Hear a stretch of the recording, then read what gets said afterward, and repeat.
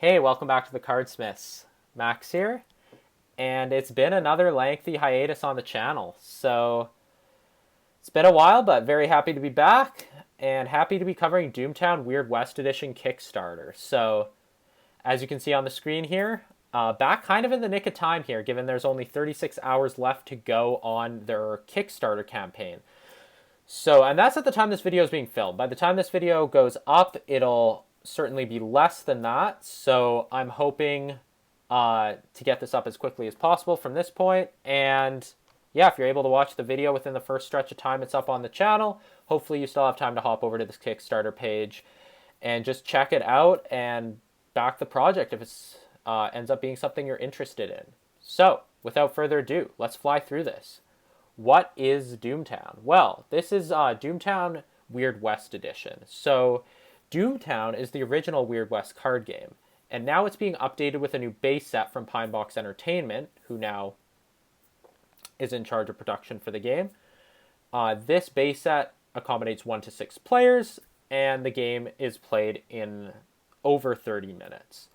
So, Doomtown actually has a pretty interesting history. The game was originally a CCG, so a collectible card game published by AEG, Alderac Entertainment Group, and I believe that was it originally came out in the late 90s, I believe 1999, although, don't quote me on that. I'm not 100% sure. I'm pulling that number from the recesses of my mind, but yeah, it then actually was rebooted in 2014 under a new model, still by AEG, so still by Alderac, but under a new production model, which was their ECG, so expandable card game.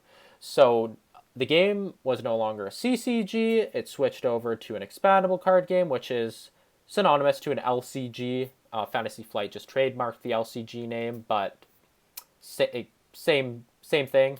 Same idea. It's a core set with then fixed expansions. So all expansions are the core set, and all expansions contain a fixed play set of cards.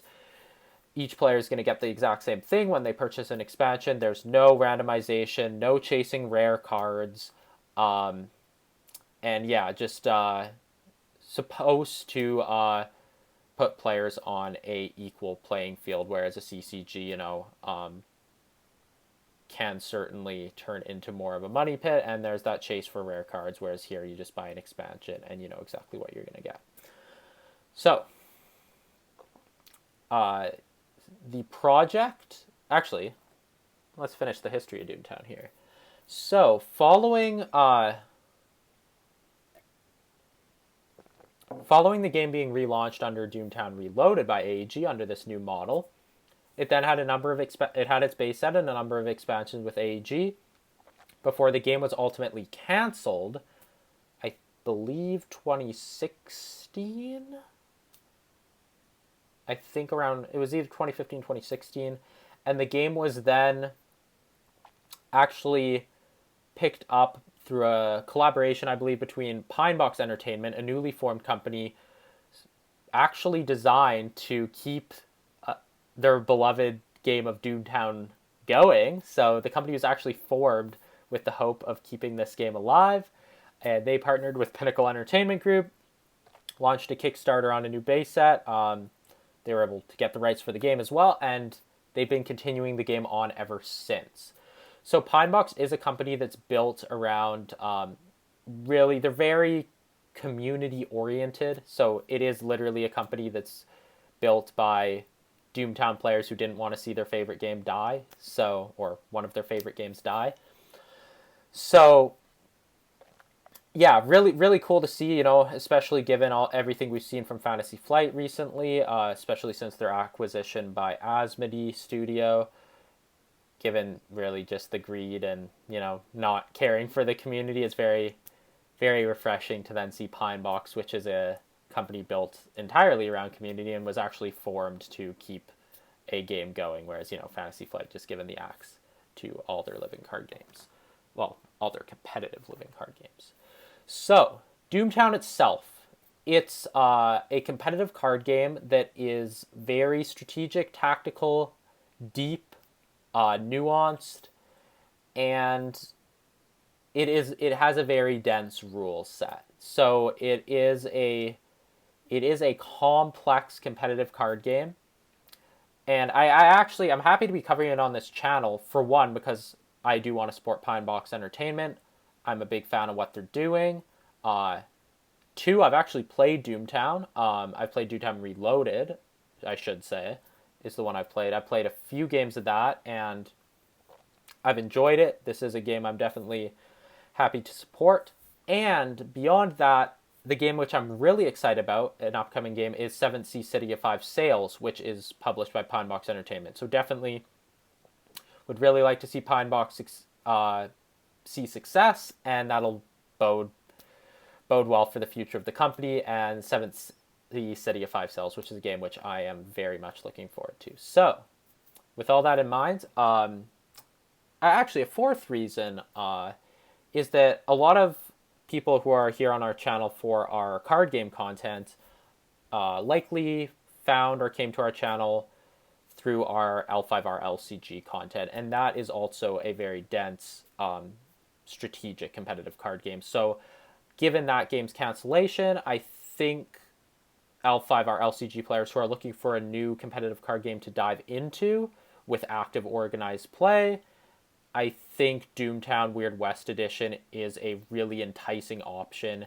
and this game is going to have a lot to offer for you. So I really do recommend you check this out. As you can see, the game's already been fully funded, so there's no risk in terms of, I mean, with Kickstarter, you get your money back anyway, but you'll know that if you back this, you're going to be getting what you back. There's already a ton of stretch goals unlocked as well, which you can look through. But yeah, Pinebox Entertainment had a goal of $23,524 Canadian. The number would have been American, but that's just the conversion. And they've already raised over 162 grand Canadian. So they've enjoyed a extremely successful Kickstarter campaign. Great to see. Happy for them. It's really exciting. It bodes well for the company, and it's great for Doomtown players as well. Hopefully this injects some fresh life into the game and their community, and an exciting time for established Doomtown players as well as people looking to get into the game. So, like I said, there's 949 backers currently at the time this video is being recorded, and as I said, 36 hours to go. So definitely, if you're viewing this video, hopefully it's within the first little stretch of time the video's been released, and then fly over to this Kickstarter page and you can check it out. Hopefully, I do hope that it is still live. So there's a video here for you to watch. I want to keep this video a little briefer, but yeah, there's a ton of content here you can go through. The videos are well done. I recommend watching through those if you're interested. There's a ton of information here about Doomtown, the deadline setting, the 6 factions, which are Law Dogs, Outlaws, Entrepreneurs. They're the ones, I've played Entrepreneurs twice, and I think Fearmongers once, way back, we're talking 2015-ish probably. But in the 2 times I played the game recently, I've played the Entrepreneurs. There's the Fearmongers, and then this base set also comes with 2 factions which were not a part of the Doomtown Reloaded base set, but were added in later AEG expansion products, and that's the First Peoples and the Anarchists. So here you're getting all 6 in a base set for a complete playset, and you can read through the details of this here, but for a complete playset, you will need 2 copies of the base set of Doomtown Reloaded. So keep that in mind if you are looking to get a complete playset, as you're allowed up to 4 copies of a card in your deck in this game. So there's information on how Doomtown plays. Here is a picture from a photo taken from the Tombstone Destination event during a top 4 matchup. And something really cool that Pinebox does is they are very community oriented. They have destination events for Doomtown. That's at smaller American towns, and where there's been historic events that have taken place. And it'll be a story event for Doomtown, and there will be tons of other exciting events while you're there as well to just have a good time. There's I think sometimes like tours of the town or like a shooting range to actually like fire guns, and yeah, just all kinds of cool opportunities and events for people to enjoy while they're there for the tournament, which is very cool. And just the setting as well would really get you in the theme of Doomtown. And that's something actually that I should note. It is a story driven expandable card game as well. So organized play influences the story. So if you're a fan of the L5R LCG, this will be an element of it, which I'm sure you will enjoy. And yeah, let's. So there's information on how Doomtown plays. Again, I should actually. We'll fly back up to the top. I didn't actually address the theme of the game. It is an area control Old West themed, although it's like an alternate Old West. So basically, there's a point in time in which their history splits and veers off from our established history. So there's these beings called the Reckoners, and then I believe they're largely responsible for bringing the weird to the West, and there's like sorcery and hexes and abominations and all kinds of cool and exciting things. So yeah, and then it's about area control. So movement is key. You can move where your characters are on the table is important, which location they're at. You can move them around. There's different rules involving movement. So think a very Old West themed, fantasy kind of Old West. Well, fantasy isn't the right word. Weird, Weird West style game, heavily built on area control. So let's just fly through what else is here. There's a how to play tutorial if you're curious about that. What's new here in the Weird West Edition base set? There's what looks to be the cover. The packaging is not final. You get a breakdown of everything that's going to be included there. A little bit of information about Doomtown Online, which is their new online platform to play the game, which I believe will be fully launching later this fall. So that's really exciting if you don't necessarily have a local community or people in your area who are playing Doomtown. You still have an opportunity to participate in the game and the community through Doomtown Online. So if that's your circumstance, that might be something you're quite excited about. Then there's reviews. There's a shut up and sit down one. That not always, I don't necessarily always agree with their takes on things, but I have watched their Doomtown video, and it is well done and it is good. So I do recommend checking that one out if you're curious about a little more of a review style video on the game. Then there's a drive-through games video here. I don't believe I've seen that one. Then rewards. So you have the different pledge levels here. I'll let you look through that yourself. Again, trying to keep this video a little shorter. Stretch goals. So you can check out what's already been unlocked. RPG stats PDF. So that's really cool. There's the Deadlands RPG, which is a pretty big RPG role-playing game in which is within the same universe. So there's overlap there in terms of characters, which is very cool. There's a low ball challenge coin. That's something that happens at the start of every turn. And I'm sorry, this is a little bit disjointed, but I did not talk about the poker element to the game, which honestly is one of the central features of it, which I just kind of spaced out and glossed right over. But yeah, the poker mechanic is very interesting here. Each card also has a suit and value, and then games of poker are played to determine certain important events in the game. For one, there's low ball, which is bidding for a little bit of Ghost Rock, which is the currency in the game. And I believe that also determines who the first player for the turn is. And yeah, so you actually draw hands of poker cards to determine these. So it makes deck building very interesting, where perhaps you want to build certain types of poker hands, but you don't want those suit and value of cards in your deck as much. So then you have difficult deck building choices where, hey, maybe this card isn't that useful, but it's a great suit and value based on my other makeup here. So, or the other configuration of cards in my deck. And that's very interesting. There's a lot of dimensions to that. And yeah, poker is played for combat as well, in which the player who draws the higher hand rank will generally win the gunfights. And the combat's very fast, and it feels very Old West, like snap of a fingers. You draw the person with the better poker hand wins. There's ways to manipulate those hands as well based on how potent of a fighter your character is. They might be able to draw more cards or switch cards and those kind of effects as well. There's also effects that can be triggered during combat to add further depth there. So, getting back to where we were. Yeah, so there's the lowball coin. I'm glad that reminded me of that because that is a very important thing to talk about. There's tarot or tarot homes, so much bigger cards that have been unlocked. That's very cool. That's something I really hope to see in City of Five sales in the Kickstarter project, which honestly this Kickstarter project has gotten me super excited for what we're going to see there. Then full bleed faction leaders. This is also super cool. Love that. And you're going to get not a full set, just one copy per dude, but still really cool. You can have one of those in your deck. Nice full bleed card is always pretty awesome. Then you have a fiction PDF, a collection of Doomtown fiction available as a PDF and print-on-demand physical from Drive-Thru RPG.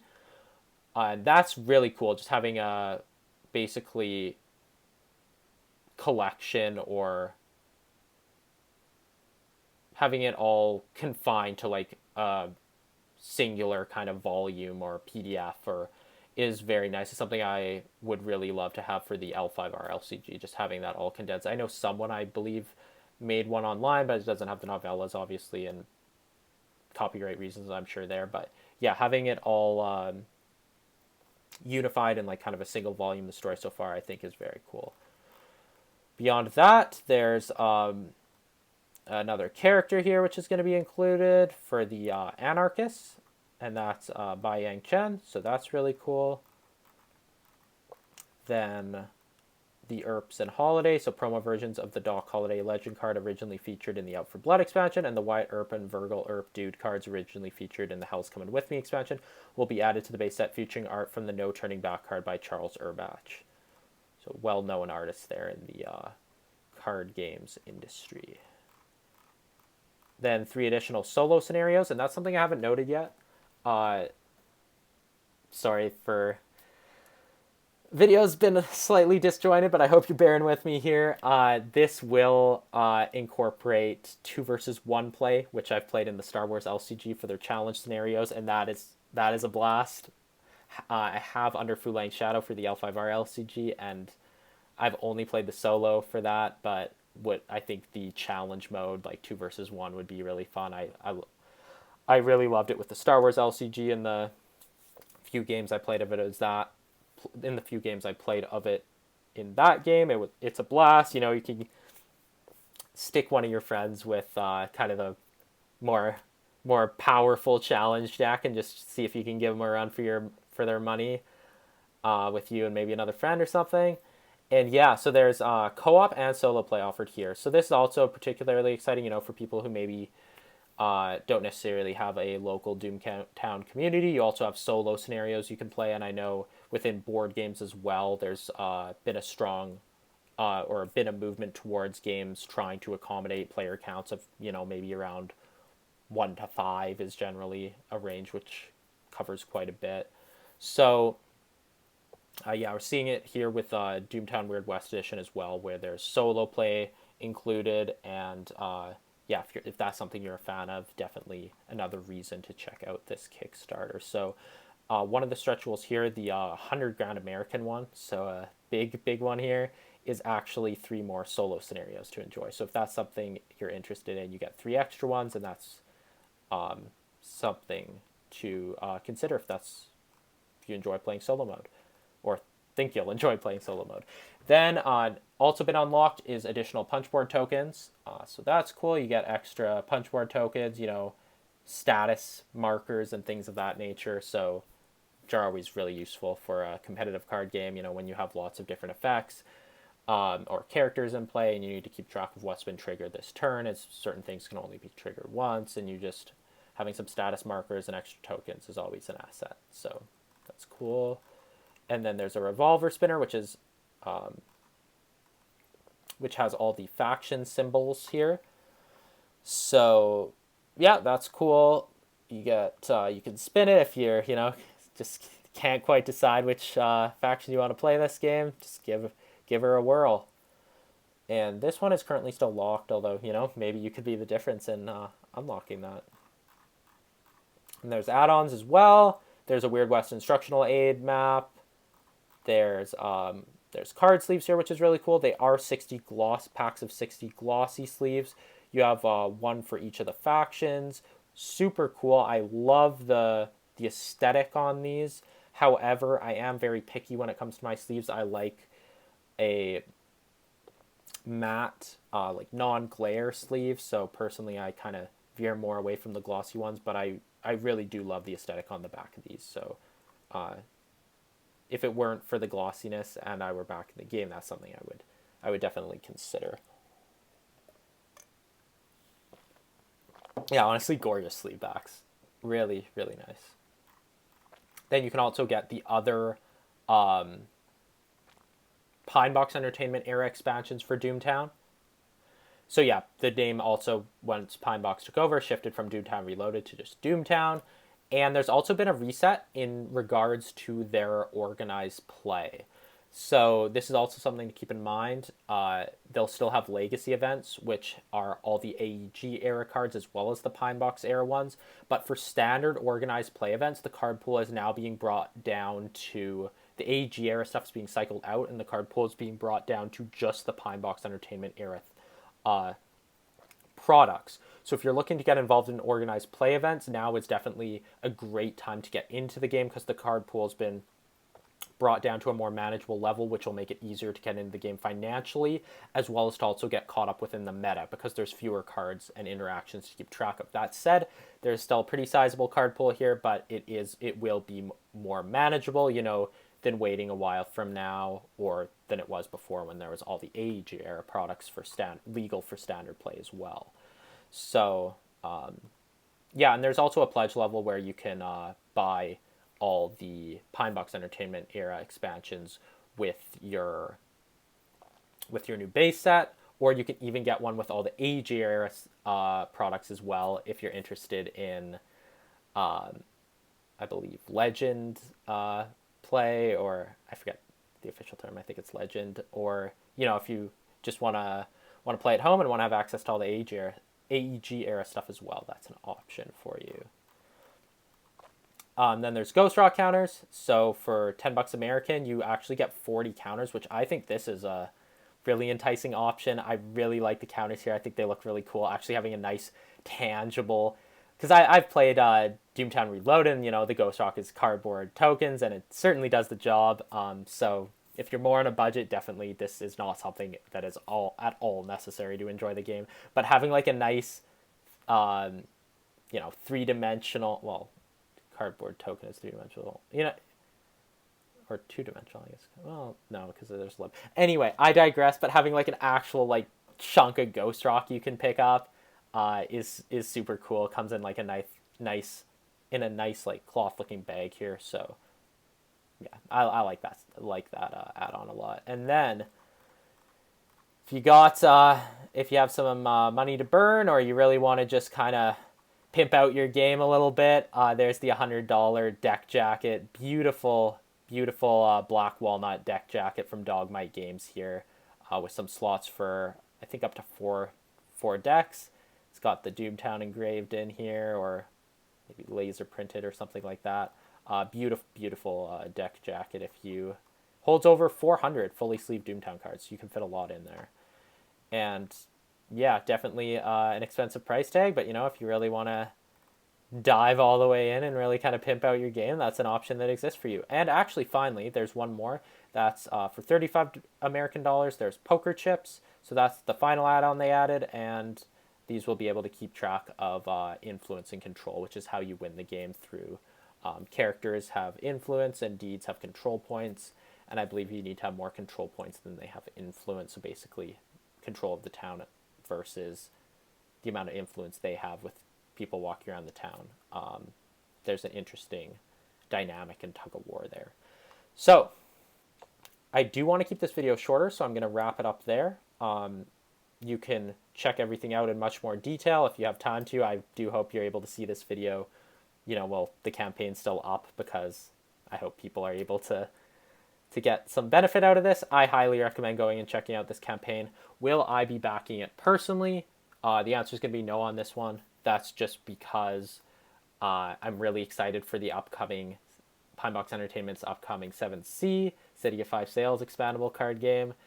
And yeah, I'm going to more save my money, and that's going to be the game I think I'm going to dive fully into. And just I'm really excited for the Kickstarter campaign there. I'm ready to throw some money Pinebox's way. So yeah, I'm going to pass on Doomtown. Also, I mean, Hal also owns a lot of the Age era Doomtown stuff, and I don't really have the ambition to compete in organized play for Doomtown or play the game competitively. So if I do want to enjoy kind of the same essentially the same mechanics. I know they updated the Kung Fu rules here, but Hal has a collection of that. So I also recently picked up a collection for another old Fantasy Flight LCG, not a full collection, but a sizable chunk of cards for another game. So yeah, I'm just going to pass on Doomtown, but that's not to say that you shouldn't go check it out. I'm going to wrap up the video now, but if you've been enjoying our videos, if you want to, just, click like, click subscribe if you haven't already. Leave a comment down below. All those things really help to grow the channel, get our videos kind of more out there on YouTube, maybe get a little more viewer attention to them, and that'll just keep helping us kind of do what we do and make some more videos when we have the time. So I'll wrap up the video here, but go check out Doomtown Weird West Edition. Thanks for watching, and we'll catch you guys next time. Take care.